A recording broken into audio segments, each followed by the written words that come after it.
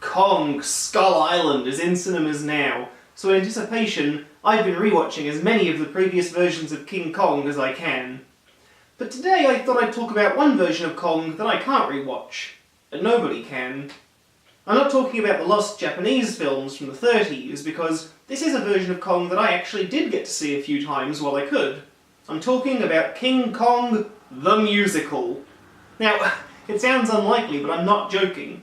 Back in 2013, an official musical stage adaptation of King Kong premiered at the Regent Theatre, right here in my hometown of Melbourne, Australia.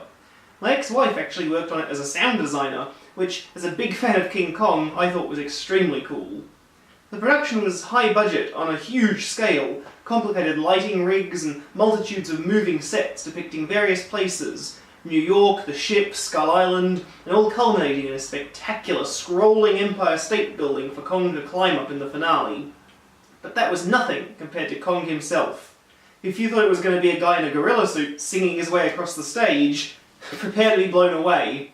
Kong was, and is to this day, the largest animatronic ever created for live theatre, at over 6 metres high, weighing over a tonne, and puppeteered by a dozen people at once. The result was like having a living, breathing, gigantic creature there on set, jumping and swinging from trees and scaling buildings.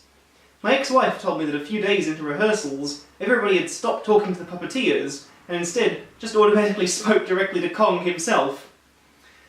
But let's not forget the show was a musical, which means it would be nothing without its music. So who did the score? Okay, brace yourselves for the strangest and yet most perfect mashup of a creative team possible.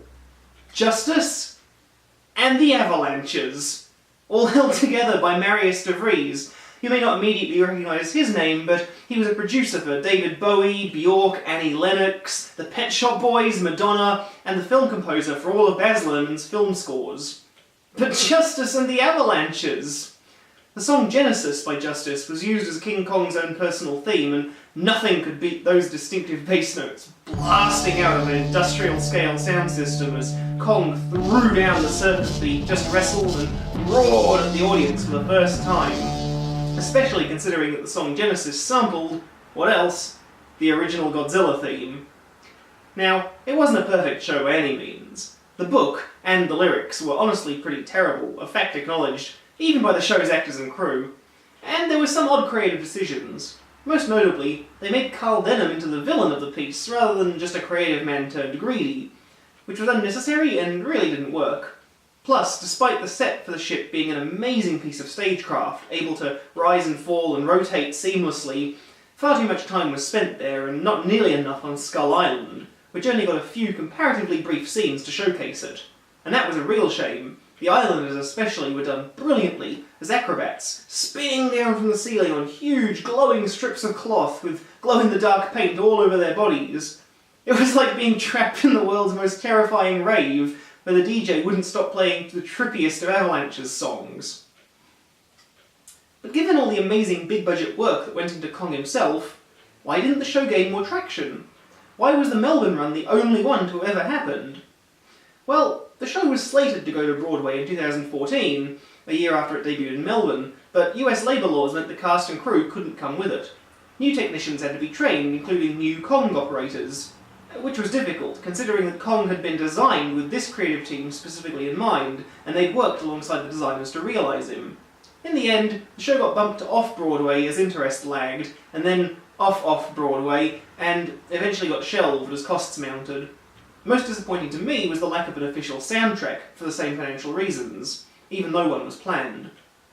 I was lucky enough to see the show multiple times, including on opening night, which featured probably my most embarrassing moment of my life so far. Just as the show went silent for the big emotional moment, my phone alarm went off. Well, at least I was probably mentioned in someone's review that night. I still wonder sometimes what ended up happening to the actual Kong animatronic after the show ended. Apparently, the entire crew hated having to watch him die at the end of the show every night, but knew it was okay because he was going to get up and do it all over again tomorrow. That last night, they realised that this was it. He was going to die and then never get back up, at least until he reached Broadway. And at this point, it's increasingly certain that that day is never going to come, which makes me genuinely sad. There's some footage and music from the show right here on YouTube, and recommend you check it out. This is one iteration of King Kong that doesn't deserve to get forgotten to the sands of time.